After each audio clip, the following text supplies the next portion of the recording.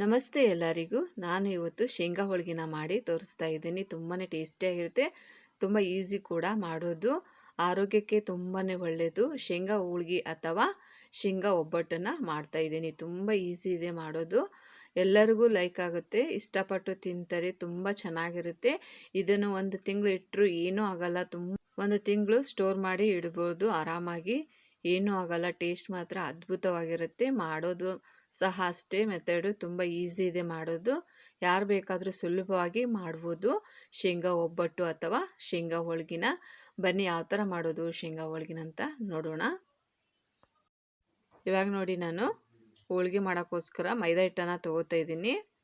2 bowl ಮೈದಾ ಹಿಟ್ಟನ್ನು ತೊಗೊತಿದ್ದೀನಿ. ನೀವು ಬೇಕಂದರೆ 1 ಬೌಲ್ ಮೈದಾ ಹಿಟ್ಟು, 1 ಬೌಲ್ ಗೋಧಿ ಹಿಟ್ಟನ್ನು ತೊಗೋಬೋದು. ನಾನು 2 ಬೌಲು ಮೈದಾ ಹಿಟ್ಟನ್ನು ತೊಗೊತಾ ಇದ್ದೀನಿ. ಇವಾಗ ಸ್ವಲ್ಪ ಉಪ್ಪನ್ನು ಹಾಕ್ತಾಯಿದ್ದೀನಿ.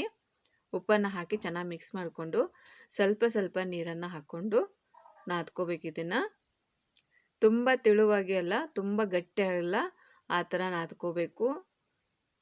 ಇವಾಗ ನೋಡಿ ನಾನು ತೋರಿಸ್ತೀನಿ. ಸ್ವಲ್ಪ ಸ್ವಲ್ಪನ ನೀರು ಹಾಕ್ಕೊಂಡು ನಾದ್ಕೊಳ್ಳಿ.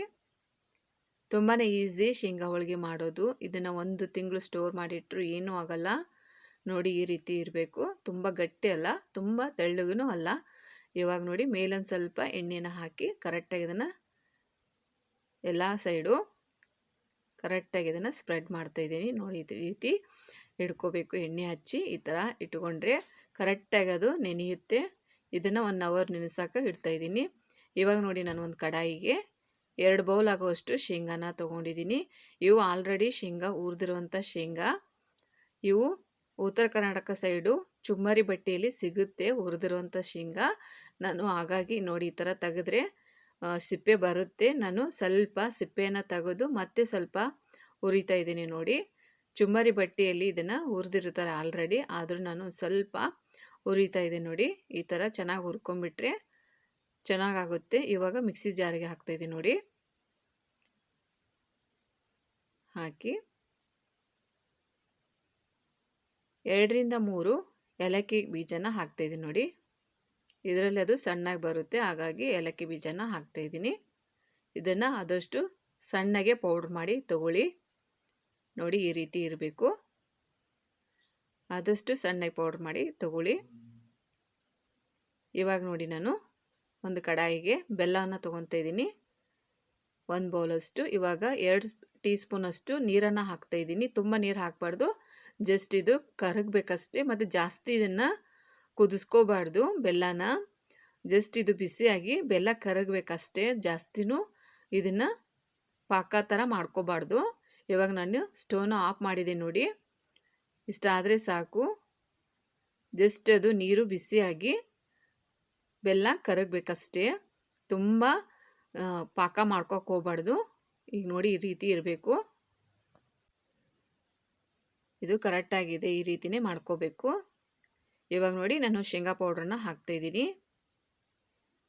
ತುಂಬಾ ಚೆನ್ನಾಗಿರುತ್ತೆ ಈ ಥರ ಮಾಡ್ಕೊಂಡು ನೋಡಿ. ಇವಾಗ ನಾವು ಡೈರೆಕ್ಟು ನೀರನ್ನು ಹಾಕಿ ಮಾಡೋದಕ್ಕಿಂತ ಈ ಥರ ಮಾಡಿ ನೋಡಿ, ತುಂಬಾ ಟೇಸ್ಟಿಯಾಗಿರುತ್ತೆ ಸಹ. ಮತ್ತು 1 ತಿಂಗಳಿಂದ ಹಿಡಿದು 2 ತಿಂಗಳ ಥರನೂ ಇದನ್ನು ಸ್ಟೋರ್ ಮಾಡಿ ಇಡ್ಬೋದು, ಏನೂ ಆಗಲ್ಲ. ನೋಡಿ ಸ್ವಲ್ಪ ಬಿಸಿ ಇರುತ್ತೆ, ಸ್ವಲ್ಪ ಆರಿದ ಮೇಲೆ ಕರೆಕ್ಟಾಗಿ ಅದನ್ನು ನೋಡ್ಕೊಳ್ಳಿ. ಅದು ಕಟ್ಟಿದರೆ ಮೆತ್ತಗೆ ಉಂಡೆ ಥರ ಆಗಬೇಕು, ಅಲ್ಲಿ ತನಕ ಕರೆಕ್ಟಾಗಿ ನೋಡ್ಕೊಳ್ಳಿ. ಇವಾಗ ನೋಡಿ ಸ್ವಲ್ಪ ಉದುರಾಗಿದೆ, ನಮಗೆ ಕರೆಕ್ಟಾಗಿ ಅದು ಮೆತ್ತಗಾಗಬೇಕು. ಅದಕ್ಕೋಸ್ಕರ ನಾನು 2 ಟೀ ಸ್ಪೂನಷ್ಟು ಬಿಸಿ ನೀರನ್ನು ಹಾಕ್ತಾಯಿದ್ದೀನಿ. ನೋಡಿ ನೀವು ಕರೆಕ್ಟಾಗಿ ಅದನ್ನು ನೋಡಿಕೊಂಡು ಹಾಕ್ಕೊಳ್ಳಿ, ನೀರು ಎಷ್ಟು ಬೇಕಾಗುತ್ತೆ ಅಷ್ಟು ಬಿಸಿ ನೀರನ್ನು ಮಾತ್ರ ಹಾಕ್ಕೊಳ್ಳಿ. ಇವಾಗ ನೋಡಿ ಕರೆಕ್ಟಾಗಿ ಹಾಕ್ತಾಯಿದ್ದೀನಿ. 2 ಸ್ಪೂನ್ ಅಂತಲ್ಲ, ಅದು ನಿಮಗೆ ಕರೆಕ್ಟಾಗಿ ಮೆತ್ತಗಾಗಬೇಕು, ಅಲ್ಲಿ ತನಕ ಸ್ವಲ್ಪ 2 ರಿಂದ 4 ಟೀ ಸ್ಪೂನಷ್ಟು ಹಾಕಿದರೂ ಪರವಾಗಿಲ್ಲ. ಈ ಥರ ಆಗಬೇಕು ನೋಡಿ, ಕರೆಕ್ಟಾಗಿ ಇದನ್ನು ಈ ಥರ ಮಾಡ್ಕೊಳ್ಳಿ. ಕಟ್ಟಿದರೆ ಈ ಥರ ಮೆತ್ತಗಿರಬೇಕು, ಅದು ತುಂಬ ಹಾರ್ಡಾಗಿರಬಾರ್ದು, ಈ ಥರ ಮೆತ್ತಗೆ ಇರಬೇಕು. ಅಂದರೆ ನಾವು ನಾದ್ಕೊಂಡಿರುವಂಥ ಮೈದಾ ಹಿಟ್ಟು ಮತ್ತು ಇದು ಸೇಮ್ ಇರಬೇಕು, ಒಂದೇ ಥರ ಇರಬೇಕು, ಆಗ ಮಾತ್ರ ಕರೆಕ್ಟಾಗಿ ಹೋಳಿಗೆ ಮಾಡೋಕ್ಕೆ ಬರುತ್ತೆ. ಇವಾಗ ನೋಡಿ ಈ ಸೈಜಲ್ಲಿ ಎಲ್ಲದನ್ನು ನಾನು ಮಾಡಿ ತೊಗೊತಾ ಇದ್ದೀನಿ. ಇವಾಗ ನೋಡಿ 1 ಅವರ್ ಆಗಿದೆ, ಕರೆಕ್ಟಾಗಿ ಹಿಟ್ಟು ನೆಂದಿದೆ. 1 ಅವರ್ಗಿಂತ 2 ಅವರ್ ಇಟ್ಟರೂ ಚೆನ್ನಾಗಿರುತ್ತೆ, ತುಂಬ ಮೆತ್ತಗಿರುತ್ತೆ ಹಿಟ್ಟು. ಮಾಡುವಾಗ ಚೆನ್ನಾಗಾಗುತ್ತೆ. ಹಿಟ್ಟು ನೆಂದಷ್ಟು ಹೋಳಿಗೆ ತುಂಬ ಚೆನ್ನಾಗಾಗುತ್ತೆ. ನೋಡಿ ಈ ಸೈಜಲ್ಲಿ ನಾನು ರೆಡಿ ಮಾಡ್ಕೊತಾ ಇದ್ದೀನಿ ಉಳ್ಳೆಗಳನ್ನು. ನೋಡಿ ಈ ರೀತಿ ಸೈಡೆಲ್ಲ ಸ್ವಲ್ಪ ಕ್ರ್ಯಾಕ್ ಆಗಿರುತ್ತೆ, ಅದನ್ನು ಕರೆಕ್ಟಾಗಿ ಕೈಲಿಂದ ಸರಿ ಮಾಡ್ಕೋಬೇಕು. ಎಣ್ಣೆ ಹಾಕೋದ್ರಿಂದ ಕರೆಕ್ಟಾಗಿ ಚೆನ್ನಾಗಿ ನೆಂದು ಸ್ಮೂತ್ ಆಗುತ್ತೆ ಹಿಟ್ಟು. ನೋಡಿ ಈ ಸೈಜಲ್ಲಿ ತೊಗೊಂಡಿದ್ದೀನಿ. ಇವಾಗ ನಾನು ಎರಡು ಸ್ಟೆಪ್ಪಲ್ಲಿ ನಿಮಗೆ ಯಾವ ಥರ ತುಂಬೋದು ಅಂತ ತೋರಿಸ್ತಾ ಇದ್ದೀನಿ ನೋಡಿ. ನಿಮಗೆ ಯಾವ್ದು ಈಸಿ ಅನಿಸುತ್ತೆ ಆ ಸ್ಟೆಪ್ಪಲ್ಲಿ ನೀವು ಮಾಡ್ಕೋಬೋದು. ಇವಾಗ ನೋಡಿ ಇದು ಒಂದು ಫಸ್ಟ್ ಸ್ಟೆಪ್ಪು. ಇವಾಗ ಈ ಥರ ತೋರಿಸ್ತಾ ಇದೆ ನೋಡಿ. ನಿಮಗೆ ಯಾವ್ದು ಈಸಿ ಆಗುತ್ತೆ ಆ ಸ್ಟೆಪ್ಪನ್ನು ಯೂಸ್ ಮಾಡ್ಕೋಬೋದು. ನೋಡಿ ಈ ರೀತಿ ಮಾಡಿಕೊಂಡು ಈ ಥರ ಪುಷ್ ಮಾಡಿಬಿಟ್ರೆ ಕರೆಕ್ಟಾಗಿ ಆಗುತ್ತೆ ಮತ್ತು ಎಲ್ಲೂ ಕ್ರ್ಯಾಕ್ ಆಗಲ್ಲ, ಓಪನ್ ಆಗಲ್ಲ, ಚೆನ್ನಾಗಿ ಬರುತ್ತೆ. ನೋಡಿ ಈ ರೀತಿ ಕರೆಕ್ಟಾಗಿ ಕ್ಲೋಸ್ ಮಾಡ್ಕೊಳ್ಳಿ. ಕರೆಕ್ಟಾಗಿ ಇದನ್ನು ಈ ಥರ ಕವರ್ ಮಾಡಿಕೊಂಡು ಉಳಿದಿರೋವಂಥ ಹಿಟ್ಟನ್ನು ಕಟ್ ಮಾಡಿ ತೊಗೋಬೋದು, ಇಲ್ಲ ಅಂದರೆ ಅಲ್ಲೇ ಸೇರಿಸ್ಬೋದು. ಕರೆಕ್ಟಾಗಿ ಅದನ್ನು ಕವರ್ ಮಾಡ್ಕೊಳ್ಳಿ. ನೋಡಿ ಈ ರೀತಿ ರೆಡಿ ಮಾಡ್ಕೊಂಡಿದ್ದೀನಿ.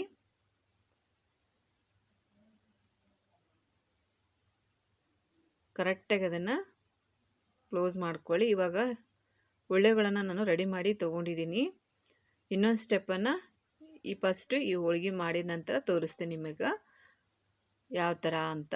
ಇವಾಗ ಈ ಥರ ಒಂದು ಪ್ಲಾಸ್ಟಿಕ್ ಕವರನ್ನು ತಗೊಂಡು ಈ ಥರ ಲಟ್ಟಿಸ್ಕೊಳ್ಳಿ. ಮೇಲೆ ಒಂದು ಸ್ವಲ್ಪ ಎಣ್ಣೆನ ಹಚ್ಕೊಂಡು ಈ ಥರ ಕರೆಕ್ಟಾಗಿ ಲಟ್ಟಿಸ್ಕೊಳ್ಳಿ. ತುಂಬ ಈಸಿ ಇದೆ ಮಾಡೋದು. ನೋಡಿ ಈ ರೀತಿ ಕರೆಕ್ಟಾಗಿ ಅದನ್ನು ಎಲ್ಲ ಸೈಡು ಲೆವೆಲ್ ಆಗೋ ಥರ ಕರೆಕ್ಟಾಗಿ ಅದನ್ನು ಲಟ್ಟಿಸ್ಕೊಳ್ಳಿ. ಒಂದು ಸೈಡು ಮೈದಾ, ಒಂದು ಸೈಡು ಶೇಂಗಾ ಆಗಬಾರ್ದು, ಕರೆಕ್ಟಾಗಿ ಆಗಬೇಕದು. ನೋಡಿ ಈ ರೀತಿ ಮಾಡ್ಕೊಳ್ಳಿ. ತುಂಬ ಈಸಿ ಇದೆ ತೊಗೊಳೋದು. ನೋಡಿ ಈ ರೀತಿ ತೊಗೊಂಬಿಟ್ರೆ ಆಯಿತು. ನಾವು ಒಮ್ಮೆನೇ ಒಂದು 5ರಿಂದ 6 ಒಮ್ಮೆ ಮಾಡಿಟ್ಕೊಂಡ್ರೆ ಪರವಾಗಿಲ್ಲ, ಈಸಿಯಾಗಿ ಮಾಡ್ಕೋಬೋದು. ನೋಡಿ ಇವಾಗ ನಾನು ಒಂದು ಪ್ಲೇಟಲ್ಲಿ ತೆಗೆದಿಡ್ತಾ ಇದ್ದೀನಿ. ಇನ್ನೊಂದು ಸ್ಟೆಪ್ಪನ್ನು ನಿಮಗೆ ತೋರಿಸ್ತಾ ಇದ್ದೀನಿ ನೋಡಿ. ನಿಮಗೆ ಈ ಸ್ಟೆಪ್ ಬೇಕಂದರೆ ಈಸಿ ಇದ್ದರೆ ಈ ಸ್ಟೆಪ್ಪನ್ನು ಫಾಲೋ ಮಾಡ್ಬೋದು. ನೋಡಿ ಈ ರೀತಿ ಕರೆಕ್ಟಾಗಿ ಒಂದು ಸ್ವಲ್ಪ ಲಟ್ಟಿಸ್ಕೊಂಡು ಈ ಥರ ಕ್ಲೋಸ್ ಮಾಡ್ಕೊತ ಬನ್ನಿ. ಇದು ಆ ಸ್ಟೆಪ್ಪಿಗಿಂತ ಈ ಸ್ಟೆಪ್ಪು ತುಂಬ ಈಸಿ ಇದೆ. ನಿಮಗೆ ಯಾವುದು ಈಸಿ ಅನಿಸುತ್ತೆ ಆ ಸ್ಟೆಪ್ಪನ್ನು ನೀವು ಮಾಡ್ಕೋಬೋದು. ನೋಡಿ ಇದು ಮಾತ್ರ ತುಂಬಾ ಈಸಿ ಇದೆ ಮಾಡೋದು. ಈ ರೀತಿ ಮಾಡಿಕೊಂಡು ಕರೆಕ್ಟಾಗಿ ಅದನ್ನು ಕ್ಲೋಸ್ ಮಾಡ್ಕೊಂಬಿಟ್ರೆ ಆಯಿತು. ನೋಡಿ ಈ ರೀತಿ ಕೈಯಿಂದ ಒಂದು ಸ್ವಲ್ಪ ಬ್ರಷ್ ಮಾಡಿಕೊಂಡು ಆನಂತರ ಲಟ್ಟಿಸ್ಕೊಳ್ಳಿ. ಕರೆಕ್ಟಾಗಿ ಅದು ಹೂರಣ ಕರೆಕ್ಟಾಗಿ ಎಲ್ಲ ಸೈಡು ಆಗುತ್ತೆ. ಹಾಗಾಗಿ ನೋಡಿ ಈ ರೀತಿ ಲಟ್ಟಿಸ್ಕೊಳ್ಳಿ. ತುಂಬಾ ಈಸಿ ಇದೆ ಮಾಡೋದು. ಕರೆಕ್ಟಾಗಿ ಮಾಡ್ಕೊಳ್ಳಿ. ಈ ಥರ ಪ್ರತಿ ಸಲ ಮಾಡುವಾಗೂ ಹೋಳಿಗೆ ಮಾಡುವಾಗ ಎಣ್ಣೆ ಹಚ್ಚಿ ಮಾಡ್ಕೋಬೇಕು, ಇಲ್ಲಾಂದರೆ ಸೀಟಿಗೆ ಅದು ಕವರಿಗೆ ಅಂಟುಕೊಳ್ಳುತ್ತೆ. ಹಾಗಾಗಿ ಪ್ರತಿ ಸಲ ಮಾಡುವಾಗೂ ಸ್ವಲ್ಪ ಸ್ವಲ್ಪ ಎಣ್ಣೆನ ಹಚ್ಕೊಂಡು ಮಾಡಬೇಕು. ನೋಡಿ ಇವಾಗ ಈ ರೀತಿ ತಗೊಂಡ್ರೆ ಆಯಿತು. ತುಂಬ ಈಸಿ ಇದೆ. ನೋಡಿ ಈ ರೀತಿ ನಾನು ಒಂದು 5ರಿಂದ 6 ರೆಡಿ ಮಾಡಿ ತೊಗೊಂಡಿದ್ದೀನಿ. ಇದೇ ರೀತಿ ನೋಡಿ ಇವಾಗ ತವಾಗೆ ಸ್ವಲ್ಪ ಎಣ್ಣೆಯನ್ನು ಹಚ್ತಾ ಇದ್ದೀನಿ. ಹಚ್ಚಿ ಎರಡು ಸೈಡು ಚೆನ್ನಾಗಿ ಇದನ್ನು ಬೇಯಿಸ್ಕೋಬೇಕು. ಮೇಲೆ ಒಂದು ಸ್ವಲ್ಪ ಎಣ್ಣೆ ಹಚ್ಕೊಂಡು ಎರಡು ಸೈಡು ಚೆನ್ನಾಗಿ ಬೇಯಿಸ್ಕೊಳ್ಳಿ. ಸ್ಟವ್ನ ಮಧ್ಯಮ ಉರಿಯಲ್ಲಿ ಇಟ್ಟುಕೊಂಡು ಬೇಯಿಸ್ಕೋಬೇಕು. ಇದು ಬೇಗ ಸೀದೋಗುತ್ತೆ, ಅದಕ್ಕೋಸ್ಕರ ಮಧ್ಯಮ ಉರಿಯಲ್ಲಿ ಇಟ್ಕೊಂಡು ಚೆನ್ನಾಗಿ ಎರಡು ಸೈಡು ಬೇಯಿಸ್ಕೊಳ್ಳಿ. ಇವಾಗ ಒಳಸಿ ಹಾಕ್ತಾ ಇದ್ದೀನಿ ನೋಡಿ.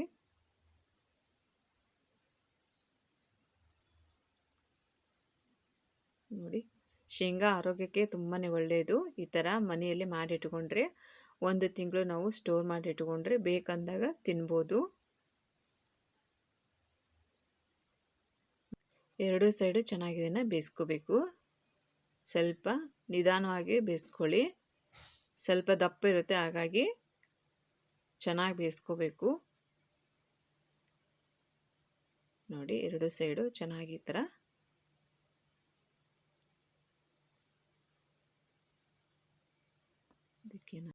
ನೋಡಿ ಈ ರೀತಿ 2 ಸೈಡು ಬೇಯಿಸಿದ್ದಾಗಿದೆ, ತೆಗಿತಾ ಇದ್ದೀನಿ. ಇವಾಗ ಸರ್ವ್ ಮಾಡ್ತಿದ್ದೀನಿ ನೋಡಿ. ತುಂಬಾ ಈಸಿ ಇದೆ ಮಾಡೋದು, ಟೇಸ್ಟು ಸಹ ಅಷ್ಟೇ ತುಂಬ ಚೆನ್ನಾಗಿರುತ್ತೆ, ಆರೋಗ್ಯಕ್ಕೆ ತುಂಬಾ ಒಳ್ಳೆಯದು. ಮಕ್ಕಳಿಗಂತೂ ತುಂಬ ಇಷ್ಟ ಆಗುತ್ತೆ, ಆಟ ಆಡ್ತಾನೆ ತಿಂತಾ ಇರ್ತಾರೆ. ನೋಡಿ ಟೇಸ್ಟಿಯಾಗಿರುವಂಥ ಶೇಂಗಾ ಹೋಳಿಗೆ ಅಥವಾ ಶೇಂಗಾ ಒಬ್ಬಟ್ಟು ರೆಡಿಯಾಗಿದೆ. ನೀವು ಒಂದು ಸಲ ಇದೇ ಥರ ಟ್ರೈ ಮಾಡಿ ನೋಡಿ, ತುಂಬಾ ಚೆನ್ನಾಗಿರುತ್ತೆ. ಟ್ರಿಪ್ಪಿಗೆ ಹೋಗುವಾಗೂ ಈ ಥರ ಮಾಡಿ ತೊಗೊಂಡು ಹೋಗ್ಬೋದು. ತುಂಬಾ ಈಸಿ ಇದೆ ಮಾಡೋದು. ಚಾನಲ್ನ ಸಬ್ಸ್ಕ್ರೈಬ್ ಮಾಡದೆ ನೋಡ್ತಾ ಇದ್ದರೆ ನಮ್ಮ ಚಾನಲ್ನ ಸಬ್ಸ್ಕ್ರೈಬ್ ಮಾಡಿ, ಶೇರ್ ಮಾಡಿ, ಲೈಕ್ ಕಮೆಂಟ್ ಮಾಡಿ, ಹೇಗಾಗಿದೆ ಅಂತ ತಿಳಿಸಿ. ಮತ್ತೆ ಭೇಟಿಯಾಗೋಣ ಮುಂದಿನ ರೆಸಿಪಿ ಒಂದಿಗೆ. Thank you for watching.